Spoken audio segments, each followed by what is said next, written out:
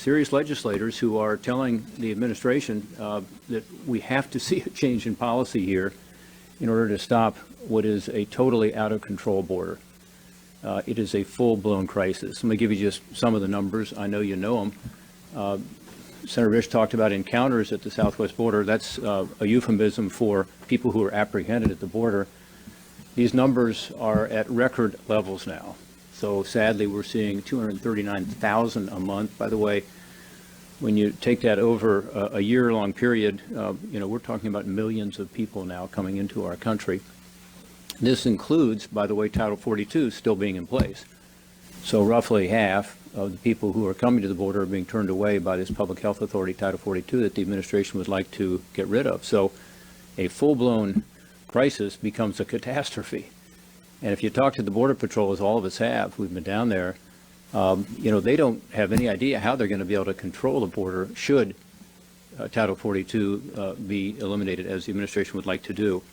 But it's not just about people. It's also about the contraband that's coming over the border and that is affecting all of our states. So in Ohio, unfortunately, we've been ground zero for the opioid crisis for a decade now. And although we've had some success, it's very difficult to have success when there is an unending flow of narcotics coming over the border, particularly deadly fentanyl, which is a synthetic opioid that's killing roughly 2/3 of the people who are dying of overdose deaths, which is at record levels now in Ohio and around the country. This surge is coming in at such huge numbers that it's lowering the price on the street to the point where it's affecting the demand for the drug, and it's in everything. And this is not just fentanyl in its pure form. It, in a sense, is worse because it's pills that are pressed in Mexico, often coming from China originally, the precursors. And these pills might say Xanax on them, they might say Adderall, but they're killing the people of Ohio and in all the states represented here today. This is the latest numbers. 110,000 projected for FY 2022. By the way, that's enough fentanyl to kill every single American. That's how much we're seeing coming over the border now. We also are concerned about the makeup of who's coming over the border. Increasingly, people are coming from countries that don't like us very much. That's why individuals on the terror watch list is increasing dramatically. So we've gone from none in 2019 to 3 in 2020 to 15 and now to 50 in 2022. By the way, despite our efforts to try to get the administration to tell us what happened to those folks, we really don't know. It might be a good question for some of you to ask. Because we are very concerned about the people who are coming over the border. That 50 number, I think, is one that's relatively low because, as was said earlier by Senator Risch, we really don't know who's coming over the border, since it's probably 20%, something like that, of people who are coming over are so-called gotaways, meaning that nobody talks to them, nobody encounters them. In addition to the 239,000 last month that we have data for, we have a number of people who are coming over the border who are not apprehended at all, and we don't know what they're carrying. We don't know who they are. So the crisis is upon us. I think that's understood now. As Senator Risch said, there's a lot of other things that we're concerned about here and we're focused on, but we can't lose track of this. This is about our sovereignty. It's about people, yes, coming here illegally. We all support legal immigration here. In fact, we'd like to see more legal immigration for the skills that are needed in this country. What we don't support is a process that is illegal, without order, without having the kind of humane treatment that we would expect to have here in this country. We've seen the number of migrants who have been dying, stuck in trucks, overheated, found dead in the desert. The human trafficking count continues to grow. The number of women who are assaulted on the dangerous trip north. This is not what we should be allowing to happen here in our great country. So that's why we've introduced this legislation. Senator Risch has outlined it well, but bottom line is it says to this administration there are policy changes that can be made. And the point was made that in the last administration we were down to effectively very, very little illegal immigration at all. A number of policies, including the Remain in Mexico policy, including dealing with the asylum policy, including allowing third countries to be more involved, including Title 42. Basically allowed the border to be a sustainable Border Patrol situation. But I will also say during the Obama administration, they managed, after an influx, you may remember, of unaccompanied kids, to make changes in policy to reduce immigration substantially. It's this administration that refuses to face up to the reality and refuses to make policy changes that they have within the administration the ability to do. But we're happy to help them with legislation as well, and that's why we've introduced this bill, and we look forward to having our colleagues join us on that. Senator Barrasso. Well, we have a security crisis at the southern border. It's a national security crisis. It's also a humanitarian crisis and a crime crisis, all affecting the southern border of this nation. You've heard the numbers, up to 3 million people that were encountered at the border who've come in illegally, and then probably 1 million more who got away, who are here and have disappeared into the fabric of the United States. We know that within the last year, 50 on the terrorist watch list have been captured coming into the country illegally. How many of them have gotten away, others who are on the terrorist watch list? We know in the last couple of months, the number coming across the country in terms of coming into the country, members who have been convicted of sex crimes, of being rapists, some have captured, others are into the country right now. That's talking about the people. Let's talk about what's come across the country into the country in terms of illegal substances, specifically deadly narcotics and fentanyl. What we've seen all across the country are increased number of deaths and overdoses from fentanyl. The Democrats and Joe Biden have turned America into one big sanctuary city and have turned every state into a border state. In my home state of Wyoming, you'd think, well, what's going on in Wyoming with this? Well, we've seen triple the number of deaths from fentanyl in the last 2 years. Triple the number of deaths. Overdoses, amazingly high numbers. And you say, well, what's happening in Wyoming? Well, in Buffalo, Wyoming, highway stop, 9,700 fentanyl pills in Buffalo, Wyoming. Every state is being impacted dramatically. And what do Democrats want to do? They want to turn away. They don't want to make mention of or look at the problem. Joe Biden seems to be much more willing to go and attack the hard-working members of the Border Patrol who are out there trying to do their job and protect the border and protect this nation than he is willing to do his own job of providing the security for this nation at a time of this southern invasion. A number of us are heading to the border tomorrow. Senator Cruz, who is here with us, is going to be one of those leading that group to the southern border. There'll be many trips for most of us to go. Joe Biden has not been there since 2008, and that was just a drive-by. It's time for the President of the United States to go to the southern border and to see the chaos that he has created and explain to the American people why he's done it and what he's going to do about it. Senator Rubin. You know, borders matter. There's a reason why every map you're going to look at, whether it's a state or countries, have borders. These aren't just some arbitrary lines. The borders tell you what the law is on one side of it versus where it is in the other. And they're relevant. They're relevant, for example, in determining who can come into a place. And so our immigration laws are the most generous in the world. No country in the world is more generous on immigration than the United States. It's not even close. And we've created a process for people to come here legally. And if you follow that process, we're going to welcome you with open arms. You're going to enrich our country. A number of us, I would imagine everyone in this room at some point had someone who came to the United States through whatever the process was at that time. And it certainly has defined us as a great country. You follow that process, we're going to welcome you. If you don't follow that process, you're not going to be able to stay. That should be what we do. That makes all the sense in the world, especially for this country, because as bad as we may think things are in America, and they are, inflation and gas prices, it's still way better than everywhere else. And so the bottom line is, if tomorrow we announced anyone who wanted to come to America could, 250 million people would come, maybe more, would try to come here. So this crisis at the border with people is it's not hard to understand, guys. You don't need some, Ivy League study to figure this out. If you tell people, hey, you shouldn't come, but if you do, you're going to get to stay, people are going to come. And they're coming at a rate that's unparalleled. Just from Cuba alone, we already have more people in the last 9 months than the entire Mariel boat lift. That's just from one country. Just from one country. And by the way, there's no compassion involved in this. There's nothing compassionate about luring people into a trip where rapists and murderers and the worst human beings on the planet get their clutches into them and abuse on them, on their children, on women traveling alone. It's a horrifying experience. There's nothing compassionate. And then on the drug front, if you can smuggle human beings, you can certainly bring bags of stuff like pills across the border. 4th of July weekend in one county in Florida, I believe we had like 19 overdoses, a mass casualty event.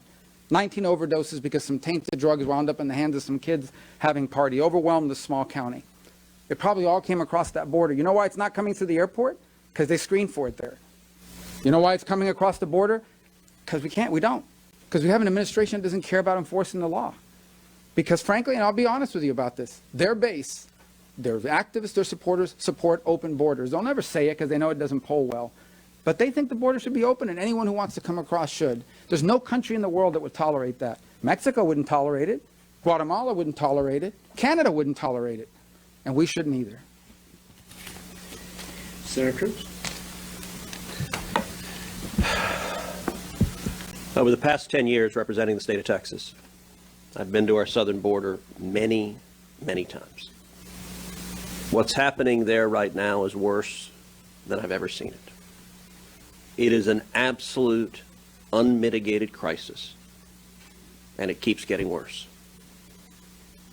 Tomorrow, I'm taking a group of 6 senators down to the border along with Senator Cornyn to see firsthand what's happening, to see firsthand the human suffering.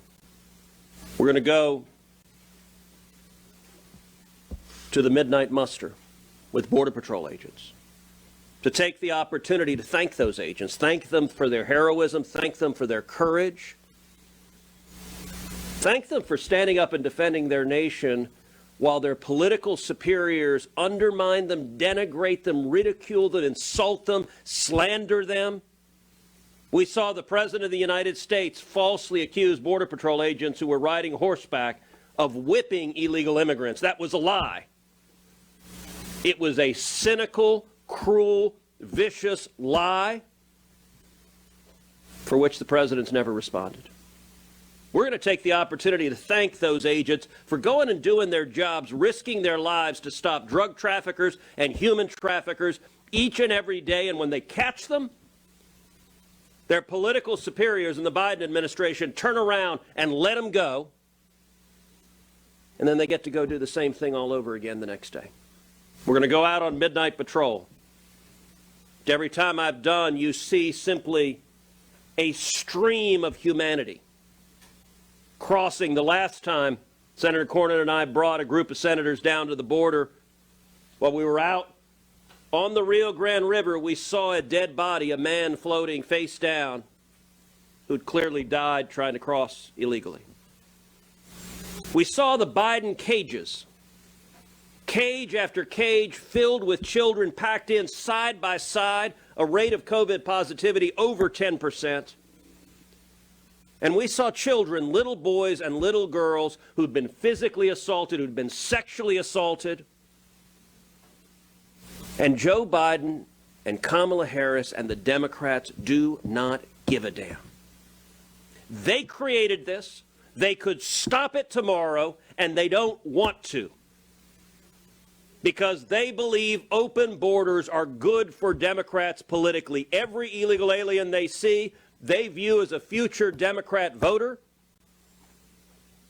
And if people have to die, so be it. In San Antonio, we recently saw a tractor trailer with over 50 people dead in it, illegal immigrants who died in the sweltering heat. Children as young as 13 packed into that tractor trailer. In addition to over 2.6 million people crossing illegally, we're seeing drugs crashing across the border as the Border Patrol agents are swamped with the illegal immigration. The drug cartels bring in historic levels of fentanyl, over 100,000 overdoses in the United States. The body count under Joe Biden and Kamala Harris keeps going up and up and up. It's not an accident. It's not an unintended side effect. It is their intended outcome. It is wrong. Joe Biden's been president a year and a half. He hadn't been to the border once. He has time to answer questions about his favorite flavor of ice cream. The Biden White House has time to write speeches at something called a Latinx conference, I don't know what that is, where they very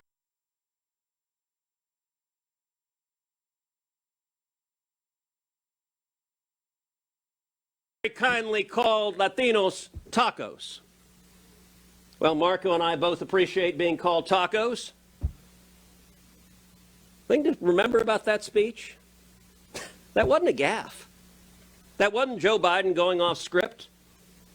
Some White House operative sat down and typed into the teleprompter, "This is a good idea to call Hispanics a bunch of tacos."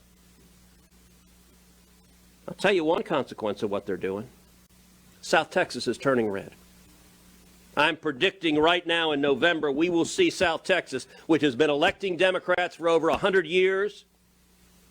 South Texas is going to elect at least 2 and maybe 3 new Republican members of Congress, all of whom are Hispanic women, all of whom are seeing the crime and disease and suffering and misery caused by Joe Biden's open borders. Joe Biden needs to get down to the border and see it firsthand. Kamala Harris needs to get to the Rio Grande Valley and see it firsthand. This is cruel, it is immoral, and it is causing absolute chaos and human suffering. Senator Young.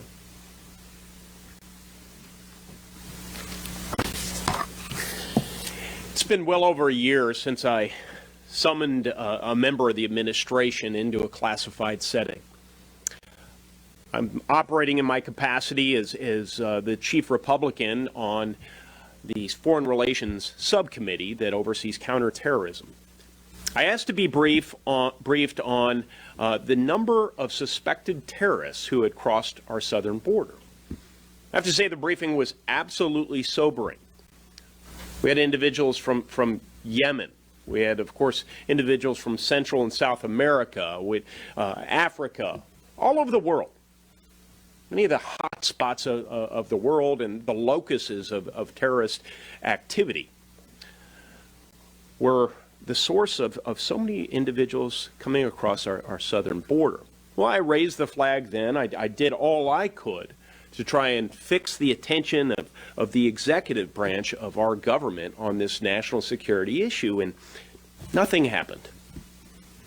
Well, since then, as we've seen today, the situation has grown much graver.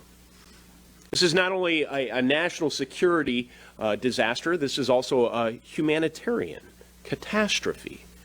It's a 50-state catastrophe as well. Every state is indeed a border state. In my home state of Indiana, we see evidence on a daily basis that we have a problem on the southern border. Sometimes we see it manifested in our newspapers and on our radios and on our television screens when we hear about the young people, many old as well, who succumb to opioid deaths, overdoses, or they just become addicted to this horrible substance that ruins lives and uplifts communities. Sometimes we hear about those who are human trafficked, oftentimes very young women. These sorts of stories will continue to fill our news feeds. They'll continue to weigh heavily on my heart and the hearts of many Hoosiers. But we need to turn our concern as citizens into action. I'm persuaded this administration's not going to do anything about the national security situation, about this humanitarian situation, until we make it hurt. So I'm asking the people across this country to mobilize, to make this a first priority, first order issue, to talk about it with their neighbors, and to share with their neighbors that Republicans intend to legislate on this issue. Republicans intend to hold robust and vigorous oversight hearings when we get control of the United States Senate and the House of Representatives. I am persuaded this is the only way we can get the administration to move on this issue. We're not here empty-handed. We're not here devoid of answers to how we can improve this situation markedly. No, we've come here armed with a study, a study which lays out certain recommendations about how to establish effective immigration controls in the United States, how we might strengthen our border security and migration management capacities in that southern border region, how we might target smuggling and trafficking operations by transnational criminal organizations, which, oh, by the way, they're doing quite well right now. Our cartels, our smugglers, our traffickers, the business is absolutely flourishing. They're taking over the country of Mexico. We have a responsibility to our own citizens. We have a responsibility to our communities, to the next generation, and yes, even to our friends at the southern border to fix this problem. But we can only do it if we make it this administration, if we make President Biden feel the heat, because most assuredly he will not see the light. Okay, we will take your penetrating and well thought out questions at this point. So on the subject, you were first. Thank you, Senator Rich. I wanted to ask, do you all see immigration reform coming through Congress as one of the solutions to the issue of the southern border? Well, clearly, there's a lot an administration can do without legislation. We saw that in the last administration. They took the law that was in place and they were able to tamp it down to very small number compared to what it is today. So, legislation's important, but obviously an attitude, as I expressed before, that says we welcome legal immigration, we do not welcome illegal immigration, and we'll turn it back. If you have that attitude, this thing can be straightened out and straightened out pretty easily. So aside from oversight language, Senator Young mentioned, what are steps that you all could take if you took the majority back in the Senate that would change? I think mandatory legislation is certainly an important step. Mm-hmm. I would like to hear your thoughts about the announcements made by President Biden and President Lopez Obrador yesterday with regards to immigration. For example, we have Mexico is committed to invest $1.5 billion in border infrastructure, and as President Biden announced to duplicate the visas for migrants. And if Senator will you please answer in Spanish? Yeah, right. Well, I mean, just on the comment of I think the Mexicans have a vested interest in border security. Frankly, they're not beneficiaries here. The majority of the people coming across the border are no longer from Mexico. They're transiting through Mexico, and it places a huge social burden on them as well. So I understand that, and I hope that they keep that end of it. As far as the visas are concerned, look, at the end of the day, the overwhelming majority of people that are arriving across the border unlawfully are not eligible for the visas that are going to be provided. There are some, but not most. So at the bottom line is that an incentive has been created for people to come here illegally because they believe if they come, they're going to get to stay. And they know people who have done it. And as long as that's in place, these numbers are going to continue at this level and they're going to continue to grow. México tiene, en mi opinión, un interés en tener una situación más estable. Ellos no se benefician de la inmigración ilegal, son un país de tránsito y están pagando un gran precio por esto.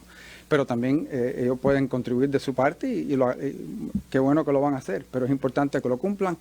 Y esto de las visas que está proveyendo el presidente Biden no va a solucionar este problema, porque la enorme mayoría de las personas que están entrando de manera ilegal y sin documentos no son elegibles para esas visas.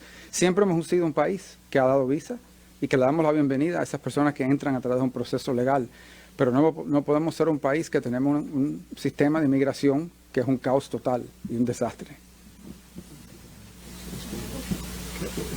So last year, I had the opportunity to meet with President Lopez Obrador in Mexico City, and he said what other Latin American leaders have said, which is the United States is currently providing a draw for, in his case, Mexican citizens, but it's happening, all over the hemisphere and beyond. And he also talked about the transnational criminal organizations and the fact that these cartels are taking advantage of this pull to the United States, neither of which are in his interest. So I appreciate the agreements that they have reached tentatively. I appreciate the fact that he understands that this is a situation that requires us to work together, particularly with regard to the southern border of Mexico, which in essence, in the border in the south is a smaller geographic area to be able to patrol than the northern border of Mexico and the southern border of the United States. And so it's not in either of our country's interests, and he said that openly. What we are doing is irresponsible, which is we are providing this pull factor because of policy changes. We looked at these numbers. We have a record number of people coming unlawfully to our border. At the same time, we have a record low of deportations. Only 59,000 people were deported from the United States last year. 66% of those, by the way, had criminal records. But the highest numbers of people coming unlawfully and the lowest numbers of deportations. Is there any wonder people see this as a pull factor and as an opportunity to come into our country illegally? Thank you all. Well, we'll take one more and then we'll call it good. Question about the billies that you're introducing. So I was wondering if there's enough in there that you think you could negotiate some Democrat support for. You know, Kirsten Sinema and John Cornyn introduced a separate bill that's bipartisan. It's not really where you have hope that this one will. Yeah, because of the view that the administration has, as all of us have described here today, we're not naive. That probably is not likely. This has been going on for a long time, and they've been unable really to come to move at all. And so we're looking forward to times when there's different numbers in each of the houses, a different administration, and that's what this is aimed at, because at some point in time, this has got to stop. It's not sustainable. Thank you all for coming today. Thanks for watching, and if you haven't already, please consider subscribing to our channel. And while you're at it, please leave us a comment. Thank you for watching.